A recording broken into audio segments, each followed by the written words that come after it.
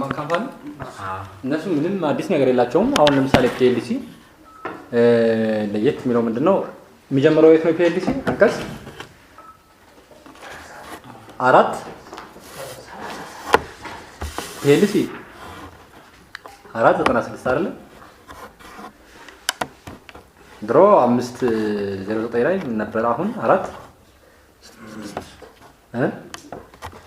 496 ኦኬ። ስለዚህ ፒኤልሲ እና ዋን ማን ካምፓኒ ልብ በሉ ዚያር ካምፓኒስ ግን they cannot issue transferable security አይደለ? ትራንስፈረብል ሴኩሪቲ ኢሹ የሚያደርገው ማን ነው? ሼር ካምፓኒ ብቻ ነው። ለየት ያለው ነገር ብቻ እንመልከት። ትራንስፈረብል ሴኩሪቲ ማለት ባይዘው ምንድነው? አክሲዮን፣ ዲቬንቸር ወይም ደግሞ የዕዳ ምንድን ነው የሚባለው? ዲቬንቸር በአማርኛ የዕዳ ሰነድ ነው ምናምን። እነሱ ትራንስፈረብል ሴኩሪቲ ነው የሚባሉና they cannot issue ባይዘው ከሼር ካምፓኒ ውጪ የትኛውም ኢሹ ማድረግ አይችልም። ምንም ትራንስፈረብል ሴኩሪቲ ዲቬንቸር ሼር ወዘተ ኢሹ ማድረግ የሚችለው ማን ነው? ሼር ካምፓኒ ነውና ልክ ዋን ማን ካምፓኒና ፒኤልሲም እንደዚሁ ትራንስፈረብል ሴኩሪቲ ኢሹ ማድረግ አይችሉም። ዋን ማን ካምፓኒ ያው እንደምታውቁት የሊሚትድ ላያቢሊቲ ተጠቃሚዎች ናቸው። ግን ካፒታሉ ሚኒመም ስንት ነው? 15000 ብር ነው አይደል? it should be fully paid ሲመዘገብ ካፒታሉ fully paid መሆኑ ካልተረጋገጠ አይመዘገብም ማለት ነው። ልብ በሉ የሼር ካምፓኒ ላይ 25% ነበር ያለ አይደል? እዚህ ጋር ግን ፉል ፔመንት ነው። ያው ሚኒመም 2 እና ማክሲመም 50 ሰው ነው። እንዲሁም ያው በተለምዶ ፋሚሊ ቢዝነስ ተብሎ ይታወቃል ፒኤልሲ። ምክንያቱም በአብዛኛው በሚተዋወቁ ሰዎች መካከል ወዘተ የሚፈጠር ድርጅት ነው። ፕላስ ደግሞ ለላርጅ ቢዝነስ አይሆንም። እንደምታውቁት ላርጅ ቢዝነስ ብዙ ካፒታል ስለሚፈልግ ሼር ካምፓኒ ነው ለላርጅ ቢዝነስ የሚመቸው። ፒኤልሲ በአብዛኛው ፎር ስሞል ቢዝነስ ነው። ለዛም ነው እንግዲህ አንዱ ፒኤልሲ ካኖት ዋት ኢንጌጅ ኢን ባንኪንግ ኤንድ ኢንሹራንስ ቢዝነስ ኦንሊ ሼር ካምፓኒ ነው በዛ ኢንጌጅ የሚሆኑት። ዛን ሜቢ ፒኤልሲ ያው ስም ላይ አዲስ ነገር የለም። ፒኤልሲ በሚለውን በማስከተል ስሙ መጠቀም ይችላል ነው። ትራንስፈር ኦፍ ሼር ላይ ትንሽ አዲስ ነገር አለው ይመስለኛል። እሷን እንበላ ትንሽ ትራንስፈር ኦፍ ሼር 508 ልብ በሉ ካፒታሉ ፉሊ ፔድ ነው። እሺ ካኑ ትራንስፈር ኢሹ ትራንስፈር ሴኩሪቲ እነኚህ ናቸው ሜጀር ኢሹ የሚባሉት። ካፒታል ሼሩን ግን አንበባው ትራንስፈር ኦፍ ሼርስ when any transfer of shares shall be made in writing. Transfer of shares shall be of no effect in relation to third party unless it has been entered in the share register. ግልጽ ነው አይደለም? ቀስ አጋቁም። አንደኛው ያው ምንም ጥያቄ የለውም። ያው ዝሮ ኢን ራይቲንግ ይሁን ነው። ሁለተኛው ትራንስፈር ሲደረግ በሼር ሬጂስተር ሊገባ ይገባል። ይሄም የተለመደ ነው። ምንም ሶስተኛ ንዑስ 3 ላይ ሄድ ቱ ምንድነው? To unless otherwise provided in the memorandum of association there shall be no restriction on the transfer of shares among members ነው። ያው የተለመደ ነው። ልክ ፓርትነር ላይ 194 ላይ ቅድም እንዳየው 194 ላይ ምን ነበር ያለን? በፓርትነርስ መካከል ትራንስፈር ኦፍ ሼር ሊሚት የለውም ብሎናል አይደል? ልክ እንደዛ ነው። ይሄ እሺ 3 ላይ ነው የፈለኳት ነው። a member shall prior to disposing of the share to the person outside the company reveals the price offered to him and gives the right of first refusal. እቺ የኮመንዶ ኮንሰፕት ነች፣ አዲስ ነች፣ እናወራታለን። እቺ የምትነበበው ከ509 ጋር ነው። 509 ምንድነው የሚለው? በዚህ ጊዜ እንትና ማን ነው ሼርሆልደሮቹ አፕሩቭ ማድረግ አለባቸው። አፕሩቭ ካላደረጉት አይገባም ነው አይደለ? ይሄ ምን መሰላችሁ? አሁን ለምሳሌ እኔ ሰምረና ኤርሚያስ ፒኤልሲ ፈጥረናል አይደለ? ፒኤልሲ ፈጠርን። እኔ 20% ሼር አለኝ፣ እነሱ ደግሞ 40% ሼር አላቸው። ዘን እኔ ጥበበን ለጥበበ ሼር ሽጬ መውጣት ፈለኩኝ። አሁን በቀጥታ ለጥበበ ሸጥለት እችላለሁ? በቀጥታ አልችልም። ራይት ኦፍ ፈርስት ሪፊውዛል የሚባል እንግዲህ እቺ አዲስ ኮንሰፕት ነች። ራይት ኦፍ ፕሪኤምፕሽን ቅድም አይተናል አይደል? ይሄኛው ራይት ኦፍ ፈርስት ሪፊውዛል ነው። ከራይት ኦፍ ፕሪኤምፕሽን ትንሽ ይለያል። ራይት ኦፍ ፈርስት ሪፊውዛል ሁለት አይነት ነው። ሃርድ ራይት ኦፍ ፈርስት ሪፊውዛል ወይም ሮፍ ይሉታል። በአብዛኛው ኢንተርኔት ላይ ምናምን ወይም ደግሞ መጻፍ ላይ ስታነቡ በአጭሩ በአብሪቬሽን የሚጠራው ሮፍ ሃርድ ኦፈር እና ሶፍት ኦፈር። ግልጽ ነው። ሃርድ ኦፈር የሚባለው እኛ ጋር ከላይ የተደረገው ነው። አንቀጽ አሁን ያነበብነው አንቀጽ 508 ንዑስ 3 ላይ ራይት ኦፍ ፈርስት ሪፊውዛል ወይም ሃርድ ራይት ኦፍ ፈርስት ሪፊውዛል ላይ 3 ፓርቲዎች አሉ። ሻጭ ወይም መሸጥ ለሚፈልገው ሰውዬ እኔ ማለት ነኝ። ከዛ ሶስተኛው ወገን ማን? ጥበበ። ከዛ ደግሞ ሰምረና ኤርሚያስ ሼርሆልደሮቹ ማለት ነው። ምንድነው እያለ ያለው? እኔ በዚህ ጊዜ ልብ በሉ የዚህን የሃርድ ራይት ኦፍ ፈርስት ሪፊውዛል ባህሪ ነው እያወራ ያለሁት። እኔ መሸጥ ስፈልግ ምንድነው የማደርገው? መጀመሪያ ገዥ እፈልጋለሁ። የት? ከካምፓኒ ውጪ። ግልጽ ነው አይደለም?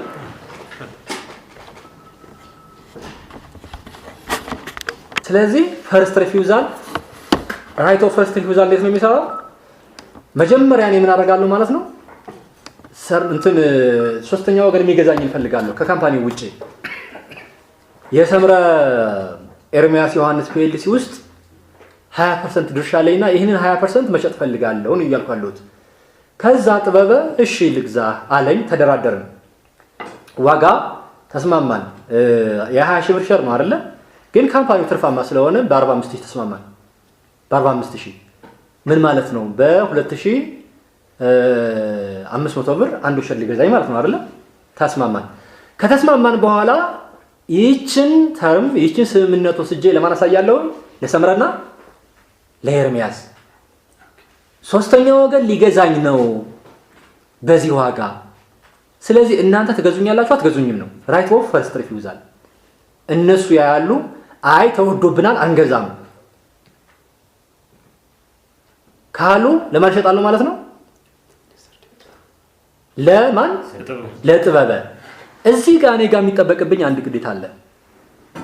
በምንም ተአምር ለነሱ ካቀረብኩት ዋጋ ባነሰ ዋጋ ለሶስተኛ ወገን መሸጥ አልችልም።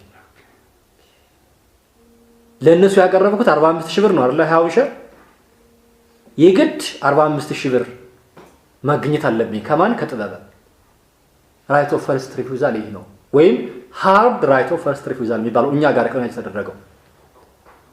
ሶፍት ራይት ኦፍ ፈርስት ሪፊውዛል ከሆነ ግን እኔ ራሴ ተርሙን ዋጋውን አውጥቼ ሶስተኛው ወገን ሳያስፈልገኝ ዋጋውን አውጥቼ ወስጄ በዚህ ግዙኝ እላቸዋለሁ።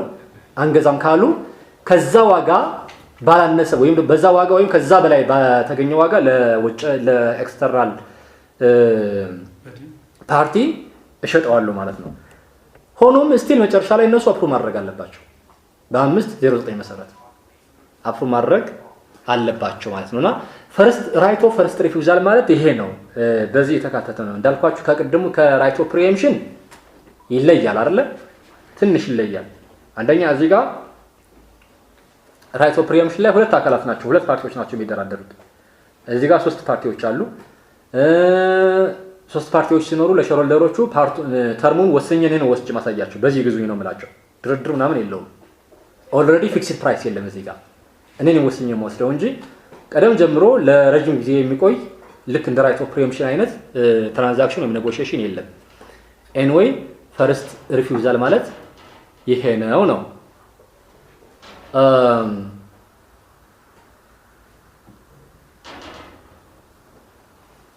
509 አፕሩቭ ማድረግ አለባቸው ነው። ሶስተኛው ወገን ሲገባ ኦኬ ዘን 510 ትራንስፈር ኦፍ ሼር ኤክስኬሽን ተው የለውም። የ511 ኤርስ መሰሉኝ ኤንድ ሳክሴሽን በኤር ሳክሴሽን ድሮ 524 የነበረች ነች። እሱም ያው ሼርን ያው በሳክሴሽን ሰዎች ሊያገኙ ይችላሉ። ከፈለጉ ሊገቡ ይችላሉ። ከፈለጉ ደግሞ ሼሩን ዋጋውን ተቀብለው ሊወጡ ይችላሉ ነው። ያን ያህል አዲስ ነገር የለውም። ዋን ማን ካምፓኒ ስቲል ከዚህ የተለየ ነገር የለውም።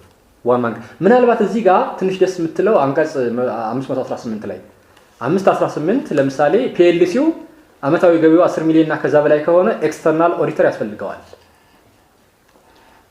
በጣም ያሳዝነው ግን ማናጀር አንድ ማናጀር ብቻ ነው መቅጠር የሚችለው ይላል ህጉ።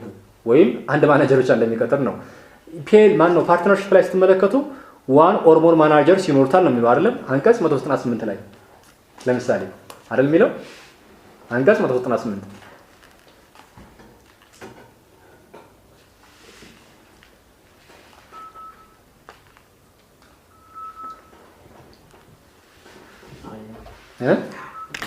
የሚገርመው ለፒኤልሲው ግን አንድ ማናጀር ነው ያዘዘው ህጉና ሎጂኩ ምንድነው ኢትስ ፈኒ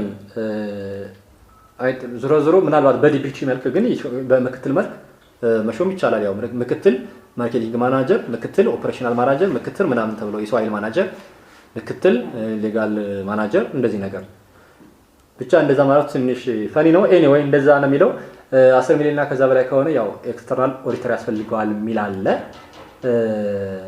ሌላ ብዙም የለውም።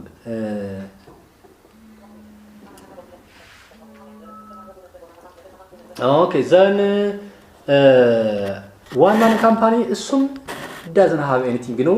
በነገራችን ላይ የዋን ማን ካምፓኒ ሜሞራንደም ኦፍ አሶሲዬሽን ምንድን ነው የሚባለው? አንቀጽ 136 ይላል። ኖ ሶሪ 536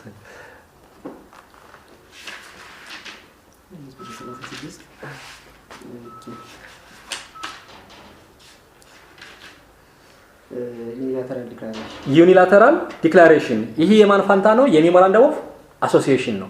ልብ በሉ ጆይንት ቬንቸር ሜሞራንደም ኦፍ አሶሲዬሽን የላቸውም። ጀስት ባይ አግሪመንት በቃል ሊሆን ይችላል። በምን እሱ ነው። እንደገና ዋን ማን ካምፓኒ ዩኒላተራል ይሄ ልክ ሰነዶች ማረጋገጥ እና ምዝገባ ቢሮ ሂዶ በቃሉ የሚጠየቀውን ፎርማል ላይ ያችን ፎርም ይሞላል፣ ስቴትመንት ይናገራል እንጂ ሜሞራንደም ኦፍ አሶሲዬሽን አረቀቆ ምናምን የሚጸድቅ ነገር የለም። ዩኒላተራል ዲክላሬሽን ነው። ኮንተንት ዋይዝም ትንሽ ከሜሞራንደሙ ትንሽ ለየት ይላል። ለምሳሌ ኖሚኒ የሚባል አለ። ኖሚኒ ይካተታል። ኖሚኑ ማን እንደሆነ ኖሚኒ ማለት ምንድነው? አንተ ብትሞት ወይም አንተ የሆነ ነገር ብትሆን ማን ነው የሚረከብህ? ዋን ማን ካምፓኒውን ማለት ነው። እና ለምሳሌ ወንድሜ እህቴ እንደዚህ ብሎ እዛ ይገባል። ታዲያ ኖሚኒው ደግሞ ፍቃዱን መስጠት አለበት። አዎ ልክ ነው አያድርገው እንጂ ከሞተ ዋን ማን ካምፓኒው እኔ ያደርገዋለሁ አይነት ነገር በውስጡ እየጸለየ ነው እንደዛ የሚለው ኤኒዌይ እንደዛ ነገር አለ። ከዛ ውጭ አዲስ ነገር የለው። ሚቲንግ ልክ እንደ ማንኛውም ካምፓኒ ቁጭ ብሎ ብቻውን ቃለ ጉባኤ ይዞ ይወስናል። ልክ ቃለ ጉባኤ እንደዚህ ብያለሁ፣ እንደዚህ ቢያስባል፣ እንደዚህ ወስኛለሁ። በቃ ምንም የተለየ ነገር የለውም። የፒኤልሲው እና እንትኑ ስጡት ለሱ። አንድ ሰው ብቻ መሆኑ አያስፈራችሁ።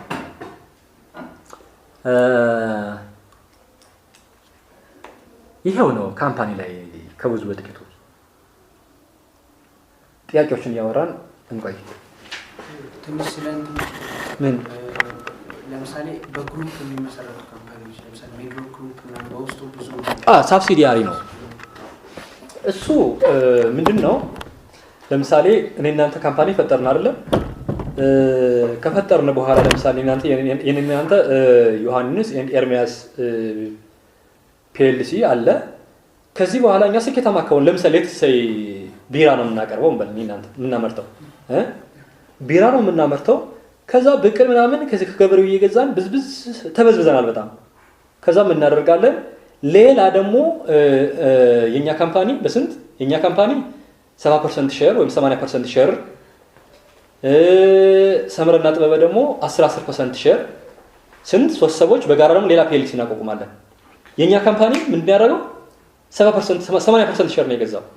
ዩሲ ገዛና ጥበበና ሰምረ ደግሞ 10% ሼር ገዙ እና ማን አቋቋሙ? የብቅል ካምፓኒ አቋቋሙ። የብቅል ካምፓኒ ይሄ የብቅል ካምፓኒ ብቅል እያመረተ እኔና ላንተ ላቋቋም ነው ለቢራው ፋብሪካ ነው የሚሸጠው። አየው ምን ይሄ ብቻ። ከዛ ደግሞ እንደገና ለብቅል ካምፓኒው ደግሞ የሚያቀርብ ደግሞ የግብርና ካምፓኒ ደግሞ ልንፈጥር ነው። የብቅል ካምፓኒው 50% ሼር ገዛ፣ የኛ ካምፓኒ 30% ሼር ገዛ። እናዛውረው ቢዞር ያምራል። እኛ 50% ሼር፣ የብቅል ካምፓኒው 30% ሼር፣ ሰምረን እንዳው አናስገባችሁ ምን እሱ ተው። የብቅል ካምፓኒው 50 እኛ 50 ብለን ደግሞ አንድ ካምፓኒ ፈጠርን። ይህ ካምፓኒ ምንድነው? ከመንግስት መሬት ተቀብሎ የግብርና ቅድም አንቀጽ 5 ላይ ያየነው አለ አይደል? ትሬድ ላይ መሬት ተቀብሎ ገብስ ማምረት ነው ስራው። ገብስ ያመርታል፣ ያጭዳል፣ በየአመቱ ይሰበስባል። ዘን ለማን ያቀርባል ማለት ነው? ለብቅል አምራቹ ያቀርባል። አየው ለብቅል አምራቹ ያቀርባል። አሁን እናንተ የፈጠርነው ካምፓኒ በስር ስንት ሳብሲዲያሪ ካምፓኒ አለ? ሁለት። ይሄ ብቻ አይደለም ይቀጥላል። አሁንም ጭራሽ ቢሮ አልበቃም ብሎን ወደ ምን ሄድን? ወደ ለስላሳ ፋብሪካ ለምናቋቁም ነው። እንደገና አሁንም የኛ ካምፓኒ 50%፣ የብቅሉ ካምፓኒ 30%፣ የግብርናው ካምፓኒ ያገብስ የሚያመርተው 20%። ሼር ያዝንና ደግሞ የምንሰራን ደግሞ የለስላሳ ፋብሪካን ደግሞ ሰራን። ይሄ ደግሞ ለስላሳ ነው የሚያመርተው። አሁንም የለስላሳ ፋብሪካ ደግሞ ከሌላ እንዲቀበል አንፈልግም። ስለዚህ ምን አደረግን? የብቅል ካምፓኒው 10%፣ ሌላው 10% የለስላሳው እሱ ራሱ 30%፣ እኔ እናንተ 50% እንደተለመደው ጉዙ ነው የምንይዘው እኔ እናንተ አደረግንና ምን አቋቋምን? የስኳር ግብርና አምራች ምን ካምፓኒ። ይሄ ካምፓኒ ስኳር እያመረተ ለለስላሳ ፋብሪካ ነው የሚያቀርበው። ዩሲ በስር ስንት ፈጠርን ማለት ነው? 4 ኩባንያ ፈጠርን። አሁን ይሄ ምን ይባላል? Y&E ቢዝነስ ግሩፕ ነው። የያዝ ነው። እንደዚህ አይነት ቢዝነሶች ጥሩ ናቸው፣ ግን በደንብ የዳበረ ህግ የለንም ለነኝ የሚሆን ውስጥ ላይ ስትገባ በጣም ብዙ ኢሹ አለው። ኢሹን የሚመልስ ነገር ግን ብዙም የለውም ገና። ባይዘው የንግድ ህጉ እንደመሻሻሉ ለውጡ ትንሽ ነው፣ በጣም ትንሽ ነው። ይሄ ኢንቨስትመንት ውስጥ ለምሳሌ ይሄ ሌላው ቢዝነስ ማርኬት ላይ ያለውን ቲዮሪ ያለውን ድርጊት ያለውን ትራንዛክሽን ስትመለከቱ የኛው ኢምንት ነው ጨራሽ